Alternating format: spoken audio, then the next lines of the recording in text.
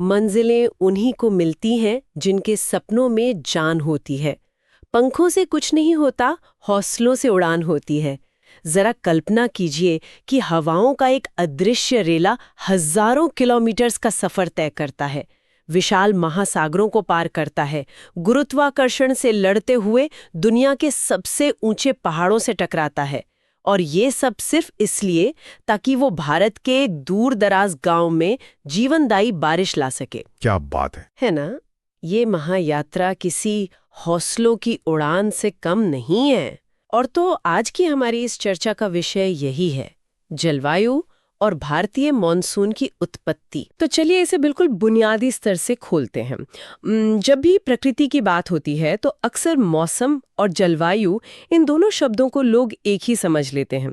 जैसे लोग कहते हैं आज की जलवायु बहुत गर्म है। हाँ, जो तकनीकी रूप से बिल्कुल गलत है। बिल्कुल। तो सबसे पहले इस उलझन को सुलझाते हैं कि आखिर मौसम यानी वेदर और जलवायु यानी क्लाइमेट में बुनियादी अंतर क्या है। यह उलझन बहुत ही आम है। अगर हम बुनियादी विज्ञान को देखें तो मौसम दिन प्रतिदिन का बल्कि मैं तो कहूंगा कि पल पल का बदलाव है। एक ही दिन में मौसम कई बार बदल सकता है। हाँ, जैसे सुबह गहरी धुंध होती है और ठंड लगती है। बिल्कुल। और दोपहर होते होते तेज धूप के साथ पसीना आने लगता है। मतलब ये बहुत अस्थिर है। इसके विपरीत जलवायु किसी एक स्थान के मौसम का बहुत लंबा, लगभग 30 वर्षों का औसत अनुभव होता है। हमारे स्रोतों में इसे समझाने के लिए एक बहुत ही दिलचस्प उदाहरण दिया गया है। अरे हाँ, वो हॉस्टल के रूममेट वाला उदाहरण मुझे वो बहुत पसंद आया। हाँ, जरा उसे समझाइए। तो अगर कोई विद्यार्थी हॉस्टल में किसी नए रूममेट के साथ रहने जाता है, तो शुरुआत में उसे उस रूममेट का स्वभाव बिल्कुल पता नहीं होता। कभी वो छोटी सी बात पर अचानक गुस्सा हो जाता है, तो कभी बहुत मजाकिया हो जाता है। एकदम सही। तो ये जो रोज की अनिश्चितता और मूड स्विंग्स हैं, ये मौसम है। लेकिन जब उस विद्यार्थी को उस रूममेट के साथ रहते हुए कई महीने या साल बीत जाते हैं, तो उसे उसके मिजाज का एक स्थायी पैटर्न समझ आ जाता है। उसे पता होता है कि अगर परीक्षा का समय है तो वो चिड़चिड़ा होगा। और ये जो लंबा और पक्का अनुभव है, यही जलवायु है। बिल्कुल। जलवायु किसी भी जगह के 30 साल के लंबे अनुभव पर आधारित एक भरोसेमंद अनुमान है। इस उदाहरण ने बात को पूरी तरह स्पष्ट कर दिया है। देखिए, इसी दीर्घकालिक अनुमान के कारण ही हम अपनी जिंदगी की योजनाएं बना पाते हैं। यहीं पर इस पूरी मशीनरी का मुख्य इंजन सामने आता है, जिसे ITCZ कहा जाता है, इंटर ट्रॉपिकल कन्वर्जेंस जोन। अगर हम इसे आसान भाषा में समझें तो ये ITCZ कोई पहाड़ या नदी तो है नहीं, ये बस एक बेहद गर्म पट्टी है जो हमारी पृथ्वी पर सूरज की रोशनी के साथ साथ खिसकती रहती है ना। हाँ, इसे मॉनसून का मुख्य इंजन ही समझना चाहिए। होता क्या है, 21 मार्च के आसपास सूरज की किरणें भूमध्य रेखा पर बिल्कुल सीधी पड़ती हैं, तो ये भयंकर गर्मी वाली पट्टी वहां होती है। और फिर जैसे जैसे गर्मियां बढ़ती हैं, हमारी पृथ्वी अपने अक्ष पर झुकी हुई है, तो जैसे जैसे वो सूरज का चक्कर लगाती है, ये गर्म पट्टी उत्तर की ओर खिसकने लगती है। और 21 जून तक आते आते सूरज कर्क रेखा के ठीक ऊपर चमकता है, और कर्क रेखा तो भारत के ठीक बीच से गुजरती है। बिल्कुल। तो ये ITCZ पूरी तरह से भारत के उत्तरी मैदानों के ऊपर सेट हो जाता है। और जहां ITCZ जाता है वहां भयंकर गर्मी होती है। जब ये ITCZ 21 जून तक पहुंचने के लिए अप्रैल और मई के महीने में भारत के अलग अलग हिस्सों के ऊपर से धीरे धीरे गुजर रहा होता है, तब भयानक गर्मी के कारण जमीन तपती है और थोड़ी बहुत नमी वाली हवा ऊपर उठती होगी। हाँ, और अचानक गरज के साथ बारिश कराती है। इन्हें प्री मानसून बौछारें कहते हैं। ये मुख्य मानसून तो नहीं है, लेकिन हमारी खेती के लिए बहुत जरूरी हैं। और इनके स्थानीय नाम भी तो कितने रोचक हैं, सीधे वहां की संस्कृति और खेती से जुड़े हुए। बिल्कुल। जैसे कर्नाटक में आम्र वर्षा या मैंगो शावर्स कहा जाता है, क्योंकि ये बारिश आम की फसल को जल्दी पकने में मदद करती है, राइट? एकदम सही। और कॉफी उगाने वाले इलाकों के लिए ये चेरी ब्लॉसम है, जो कॉफी के फूलों को खिलने में मदद करती है। मैंने पढ़ा था कि बंगाल में इसका रूप थोड़ा तूफानी और आक्रामक हो जाता है, वहां इसे काल बैशाखी कहते हैं। हाँ, और असम में चाय के बागानों के लिए इसे बोडो चिल्ला कहा जाता है। और उत्तर भारत में तो हम इसे मावठा के नाम से जानते हैं। मतलब एक ही मौसम का पैटर्न सीधे जमीन और लोगों की रोजी रोटी से कैसे जुड़ जाता है। तो अब सबसे बड़ा सवाल ये उठता है कि दुनिया में किसी भी जगह की जलवायु किन चीजों से तय होती है। मतलब ऐसा क्यों है कि एक जगह बर्फ गिर रही है और दूसरी जगह लोग गर्मी से बेहाल हैं? इसे याद रखने के लिए स्रोतों में एक बहुत ही बेहतरीन शॉर्टकट बताया गया है जो भूगोलविदों ने बनाया है, और वो है लैंडफॉर्म्स। लैंडफॉर्म्स। एल से लैटिट्यूड यानी अक्षांश, ए से ऑल्टीट्यूड यानी ऊंचाई, हाँ, और एन से नियरनेस टू सी यानी समुद्र से निकटता, डी से हवाओं की दिशा, एफ से जंगल, ओ से समुद्री जलधाराएं, आर से वर्षा की मात्रा। बिल्कुल, और आखिर में एम से पहाड़ और एस से मिट्टी। ये 9 कारक मिलकर किसी भी जगह का क्लाइमेट तय करते हैं। सच में ये बहुत रोमांचक होने वाला है। इसका सबसे पहला अक्षर है एल, यानी लैटिट्यूड या अक्षांश। इसका सीधा सा सिद्धांत ये है कि कोई जगह पृथ्वी की भूमध्य रेखा मतलब 0 डिग्री से कितनी दूर है। देखिए, भूमध्य रेखा पर सूरज की किरणें साल भर लगभग सीधी पड़ती हैं, इसलिए वहां भयंकर गर्मी होती है। बिल्कुल। लेकिन जैसे जैसे हम भूमध्य रेखा से ध्रुवों की ओर जाते हैं, चाहे उत्तर में या दक्षिण में 90 डिग्री की ओर, तापमान लगातार गिरता जाता है। और सिर्फ तापमान ही नहीं, सूरज की रोशनी कम होने के कारण पेड़ पौधों और जीव जंतुओं की संख्या यानी जैव विविधता भी घटने लगती है। जस्ट विरोधाभास मिला। वो क्या? हम जानते हैं कि ध्रुवों की तरफ जाने पर तापमान और जैव विविधता घटती है, लेकिन बहुत से लोग सोचते हैं कि वायु दाब यानी एयर प्रेशर भी घटता होगा, पर वास्तव में ऐसा नहीं होता है ना। मैंने देखा है कि अक्सर यूपीएससी जैसे एग्जाम्स में भी ये सवाल आता है। हाँ, ये एक बहुत ही शानदार तकनीकी बिंदु है जहां अक्सर उलझन होती है। इसे ऐसे समझते हैं, जब हम उच्च अक्षांशों या ध्रुवों की ओर जाते हैं तो हवा ठंडी हो जाती है। और विज्ञान का बुनियादी नियम है कि ठंडी हवा के अणु एक दूसरे के करीब आ जाते हैं, जिससे हवा भारी हो जाती है और नीचे की ओर बैठती है। अच्छा, तो हवा सिकुड़कर भारी हो जाती है। लैंडफॉर्म्स का दूसरा अक्षर ए यानी एल्टीट्यूड या ऊंचाई। जैसे जैसे हम समुद्र तल से ऊपर जाते हैं, हवा पतली होती जाती है और उसकी गर्मी सोखने की क्षमता कम हो जाती है। अच्छा, इसीलिए नैनीताल ठंडा है, क्योंकि वो ऊंचाई पर है। बिल्कुल। इसके बाद जो स्लाइडर आता है वो है समुद्र से निकटता। देखिए, पानी हमेशा धीरे धीरे गर्म और धीरे धीरे ठंडा होता है। तो इसलिए गोवा जैसे तटीय इलाकों में समुद्र एक थर्मोस्टेट का काम करता है। हाँ, वहां ना तो बहुत ज्यादा गर्मी पड़ती है और न ही बहुत कड़ाके की ठंड। मौसम लगभग एक सा रहता है। भारतीय मानसून की बात करें तो इन 9 में से 2 बटन सबसे ज्यादा इस्तेमाल होते हैं, हवाओं की दिशा और तापमान। और यहीं से भौतिक विज्ञान का वो सिद्धांत शुरू होता है जिसे हम हवाओं का स्वर्ण नियम कह सकते हैं। तो ये नियम काम कैसे करता है? ये पूरी तरह से थर्मोडायनामिक्स पर टिका है। देखिए, हवाओं के बहने का सिस्टम बहुत सीधा है। जब किसी जगह का तापमान बढ़ता है तो वहां मौजूद हवा के अणु फैलने लगते हैं। मतलब हवा गर्म हो जाती है? हाँ, और गर्म हवा हमेशा हल्की होती है। हल्की होने के कारण वो ऊपर की तरफ उठने लगती है। समझ गई। अब जब भारी मात्रा में हवा ऊपर उठ गई तो जमीन के पास एक खाली जगह बन जाती है। हवा की कमी हो जाती है। इस अवस्था को लो प्रेशर या निम्न दाब कहते हैं। और इसके ठीक उल्टा, जहां तापमान कम होता है वहां हवा ठंडी और भारी होती है। वो जमीन की तरफ नीचे बैठती है, जिससे वहां हाई प्रेशर बनता है। बिल्कुल। और हवाओं का स्वर्ण नियम यही है कि हवाएं हमेशा हाई प्रेशर यानी ठंडे क्षेत्र से लो प्रेशर यानी गर्म क्षेत्र की ओर तेजी से भागती हैं। मतलब भारी ठंडी हवा उस खाली जगह को भरने के लिए दौड़ पड़ती है। एकदम सही। और यहीं दक्षिण पश्चिम मानसून की शानदार एंट्री होती है। इसकी तो बाकायदा एक टाइमलाइन है ना। आमतौर पर 25 मई को ये मानसूनी हवाएं अंडमान निकोबार से टकराती हैं। फिर करीब एक हफ्ते बाद 1 जून को ये भारतीय मुख्य भूमि पर यानी केरल के तट पर अपना पहला कदम रखती हैं। और 15 जून तक पटना और दिल्ली पहुंच जाती हैं। 1 जुलाई तक तो पूरा देश इन मानसूनी हवाओं से घिर जाता है। लेकिन जब ये हवाएं भारत की जमीन से टकराती हैं तो ऐसा नहीं है कि वो एक साथ पूरे देश में ऐसे ही फैल जाती हैं। हाँ, क्योंकि भारत का भूगोल, खास तौर पर पहाड़, इस हवा की धारा को 2 हिस्सों में चीर देते हैं। बिल्कुल। प्रायद्वीपीय भारत का जो वी आकार है ना, वो इन दक्षिण पश्चिम मानसूनी हवाओं को 2 अलग शाखाओं में बांट देता है। एक अरब सागर की शाखा और दूसरी बंगाल की खाड़ी की शाखा। हाँ, अरब सागर वाली शाखा सीधे जाकर पश्चिमी घाट के ऊंचे पहाड़ों से टकराती है और पश्चिमी तट पर मूसलाधार बारिश कराती है। और दूसरी तरफ जो बंगाल की खाड़ी की शाखा है, वो तो पूर्वी घाट के समानांतर बहती है। सही कहा। वो वहां टकराती नहीं है, बल्कि सीधे उत्तर पूर्व भारत और मेघालय की तरफ निकल जाती है। और मेघालय में इन बादलों के साथ जो होता है वो शायद पूरी दुनिया में कहीं और देखने को नहीं मिलता। बिल्कुल नहीं मिलता। वहां की गारो, खासी और जयंतिया पहाड़ियों की बनावट कुछ ऐसी है कि वो एक कीप यानी एक फनल के आकार की तरह काम करती हैं। और वही फनल वाला भूगोल दुनिया की सबसे ज्यादा बारिश का कारण बनता है। होता यह है कि जब बंगाल की खाड़ी से नमी लेकर ये हवाएं उस कीप जैसी घाटी में घुसती हैं तो वे तीनों तरफ से पहाड़ों से घिर जाती हैं। मतलब आगे जाने का कोई रास्ता ही नहीं बचता। हाँ, हवाएं उस संगरी जगह में फंस जाती हैं।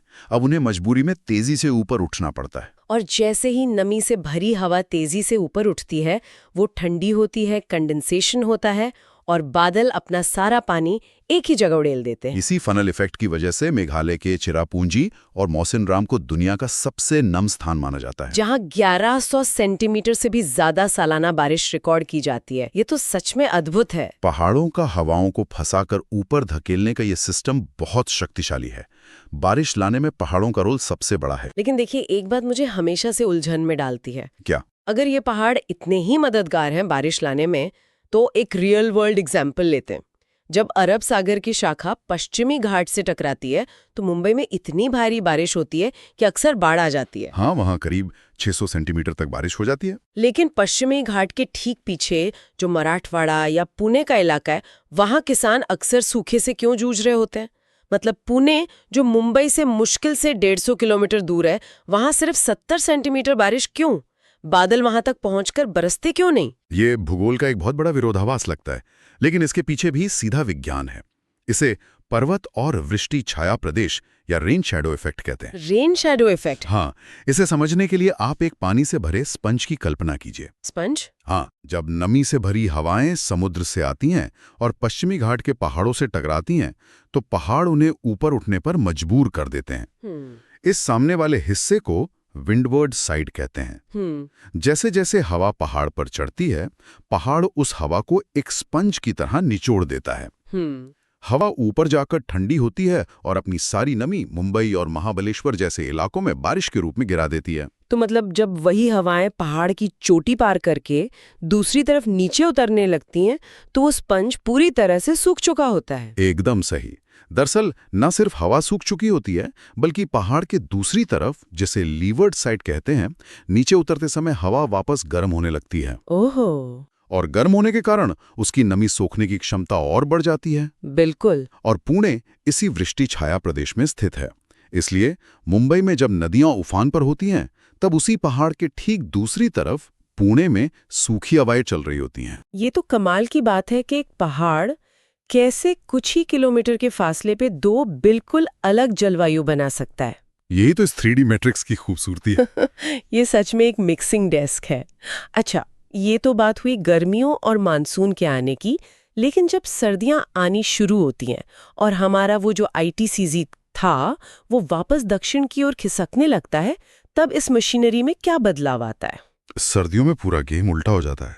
जैसे जैसे सर्दियां बढ़ती हैं, ITCZ भूमध्य रेखा को पार करके दक्षिणी गोलार्ध में मकर रेखा की तरफ चला जाता है। मतलब अब लो प्रेशर वहां चला गया। हाँ, और भारत के उत्तरी मैदान, जो अब बहुत ठंडे में लगे हैं, वहां हवा भारी होकर नीचे बैठने लगती है, जिससे एक भारी हाई प्रेशर बन जाता है। तो हवाओं का स्वर्ण नियम फिर से काम करता है? बिल्कुल, लेकिन इस बार उल्टी दिशा में।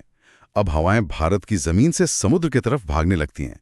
इसे लौटता हुआ मानसून या उत्तर पूर्वी मानसून कहते हैं। और क्योंकि ये हवाएं जमीन के ऊपर से आ रही हैं, हिमालय और उत्तरी मैदानों से, तो जाहिर है इनमें पानी तो होगा नहीं, ये एकदम सूखी होती होंगी। सामान्य तौर पर ये हवाएं शुष्क ही होती हैं, पूरे देश में सूखा मौसम रहता है।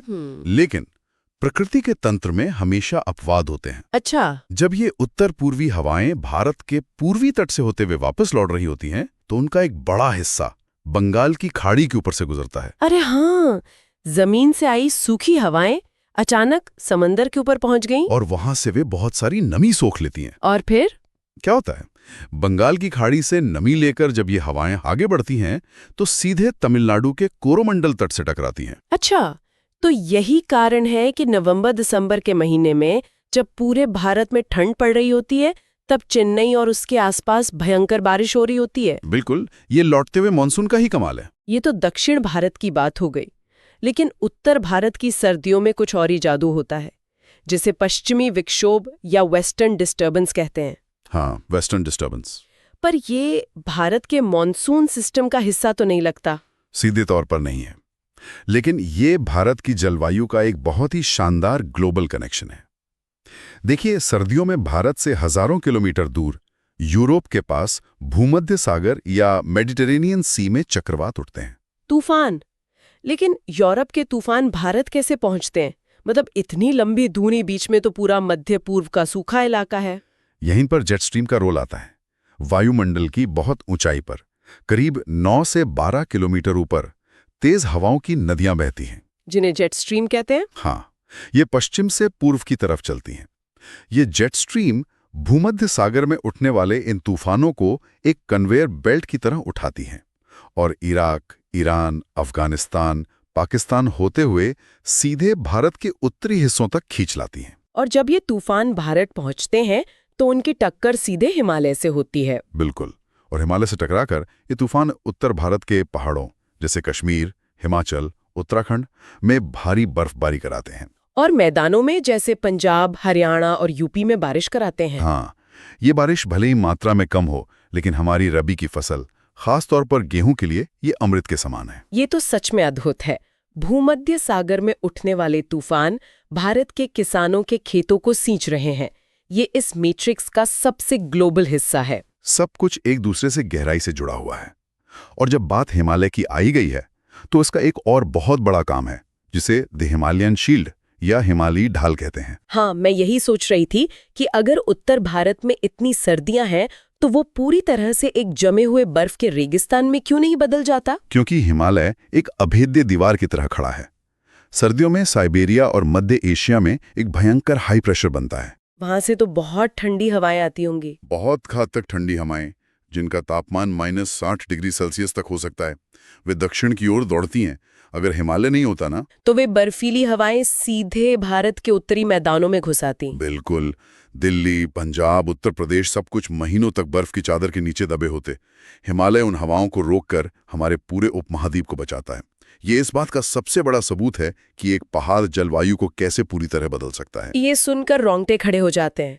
अगर हम इस पूरी चर्चा को समेटें तो प्रकृति का एक परफेक्ट और अटूट वार्षिक चक्र दिखाई देता है। इस चक्र की लय देखिए। जनवरी फरवरी की सर्दियों में पश्चिमी विक्षोभ दूर से आकर उत्तर भारत को नमी देता है। फिर मार्च से मई तक ग्रीष्म ऋतु आती है, जहां ITCZ उत्तर की ओर खिसकता है और प्री मानसून की जमीन तैयार करता है। और फिर जून से सितंबर तक मुख्य वर्षा ऋतु आती है, जहां कोरियोलिस प्रभाव के कारण मुड़ी हुई हवाएं दक्षिण पश्चिम मानसून का महाविस्फोट करती हैं। और अंत में अक्टूबर से दिसंबर के दौरान शरद ऋतु में हवाएं वापस लौटती हैं और तमिलनाडु को बारिश देकर जाती हैं। ये एक विशाल पहिए की तरह लगातार घूम रहा है। हवाओं, पहाड़ों और तापमान का ये जो खेल है, ये सिर्फ मौसम का बदलना नहीं है, ये भारत की धड़कन है। ये 3D मैट्रिक्स हमारी कृषि, अर्थव्यवस्था और संस्कृति के जीवन का आधार है। हमारे त्योहार, बुआई का समय, यहाँ तक कि बाजार में महंगाई, सब कुछ इस पर टिका है कि ITCZ कितनी तेजी से आगे बढ़ता है और हिमालय बादलों को कैसे रोकता है। लेकिन यहीं पे एक बहुत बड़ा और डराने वाला सवाल भी खड़ा होता है। ये पूरा मॉनसून मैट्रिक्स तापमान और हवाओं के एक बहुत ही नाजुक बैलेंस पे टिका है। वो जो मिक्सिंग डेक्स के स्लाइडर्स की बात हुई थी, वे बहुत ही सटीकता से सेट किए गए हैं। तो सोचने वाली बात यह है कि जलवायु परिवर्तन यानी क्लाइमेट चेंज के कारण पूरी दुनिया का तापमान जो बढ़ रहा है, वो इस मिक्सिंग डेक्स के स्लाइडर्स के साथ क्या छेड़छाड़ कर रहा है? ये बहुत ही गंभीर मुद्दा है। वैश्विक तापमान में थोड़ा सा भी बदलाव समुद्र के हाई प्रेशर और जमीन के लो प्रेशर के बैलेंस को बिगाड़ सकता है। और अगर ITCZ का रास्ता भविष्य में भटक गया या उस परफेक्ट इंजन की टाइमिंग बिगड़ गई, तो उसका असर सिर्फ कुछ दिनों की बारिश पर नहीं होगा। उसका सीधा असर करोड़ों लोगों के जीवन और भोजन पर पड़ेगा। हम इस संतुलन को हल्के में नहीं ले सकते। बिल्कुल। इसलिए अगली बार आसमान की तरफ देखकर जब मन में ये सवाल आए कि आज बारिश होगी या नहीं, तो याद रखिएगा कि इसके पीछे सिर्फ कुछ बादल नहीं हैं। इसके पीछे अक्षांशों, पहाड़ों की चोटियों, समुद्री जलधाराओं और हवाओं का एक विशाल घूमता हुआ 3D मैट्रिक्स काम कर रहा है। और क्या हम इस मैट्रिक्स में हो रहे बदलावों के लिए तैयार हैं? ये सोचने वाली बात है। आज की इस गहन चर्चा में बस इतना ही। प्रकृति के इस अद्भुत तंत्र को देखते रहिए और समझने की कोशिश करते रहिए।